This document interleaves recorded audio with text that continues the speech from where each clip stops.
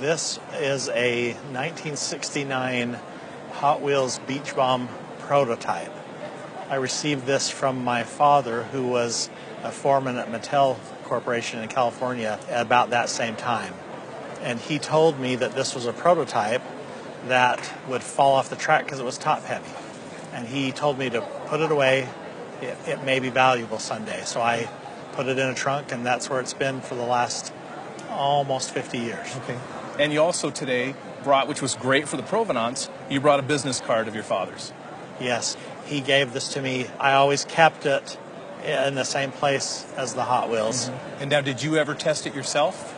No, I didn't. It was probably the one time in my life where I actually minded my parents. Okay. So it went into a box and a trunk and stayed there until just very recently. Did he bring a lot of Hot Wheels home? Actually, I had the set of every Hot Wheels that was made in the year 1969, but I did play with all of those. Okay. Did he ever tell you the story about the testing and how they found out that it was top heavy?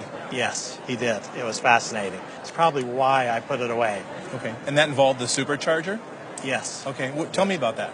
So the supercharger is a little building that sits on top of a track with wheels that have foam in them that spin around and shoot the car out. And these, in the initial stage, the original design, tended to tip over because they were top heavy. Exactly.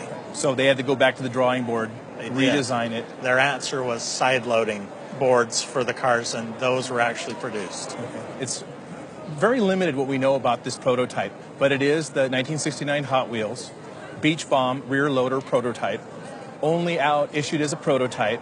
It was mass-produced in a small batch, but then only in testing environments with kids. Explains how you were probably able to get one to come home too. They did find out that it did not work. They went back to the drawing board and had to redesign it to what you talked about, where it had the surfboards on the sides. Do you know anything about how many of these are out there? I have read that there are 40 known in the world of varying conditions. Well, we've done a lot of research on this. I've also spoken to one of the expert Hot Wheel collectors in the country today. And what we know about this actually is that there's 40 different variations of the prototypes from this line, all various colors. However, the most popular one being the pink rear loader, if you've seen pictures of that one before, yes. That's the most popular one. The red one, however, seems to be in a little more limited quantities. Other indication that it's a prototype, because this was reproduced, but we know from inspecting this and from your provenance, this is an original prototype. Well, the prototypes also came with the clear windows, which the redesign did not. Right. Inspecting it all around, too, it appears to be in near mint condition, and everybody was excited to hear about it, that it surfaced today. We use the term Holy Grail loosely in collecting. Sometimes it shows it'll just fly out of somebody's mouth. In this case, this is the Holy Grail of Hot Wheels. That's nice to hear. When I say Holy Grail for Hot Wheels, just the rear loader prototype, right, and of course came in different colors, is considered without question the Holy Grail of Hot Wheels. Now, you've done some reading, I'm sure. What have you found for values?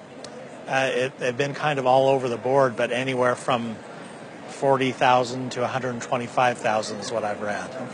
Well, looking at this one, we're looking at the rarity of the color. We're looking at how good a condition it's in, being in near mint condition, and how few of them surface in the hobby for sale. The card only adds to the provenance, and that's something that's really important to go with it as part of its value. It would probably affect it, I would say, between 10 to 20% without the card, because that provenance is so important, because they did reproduce these. We'd put a value on this one at auction for between $100,000 to $150,000. That's nice to hear. Thank you. It's great. For a little car. Yes.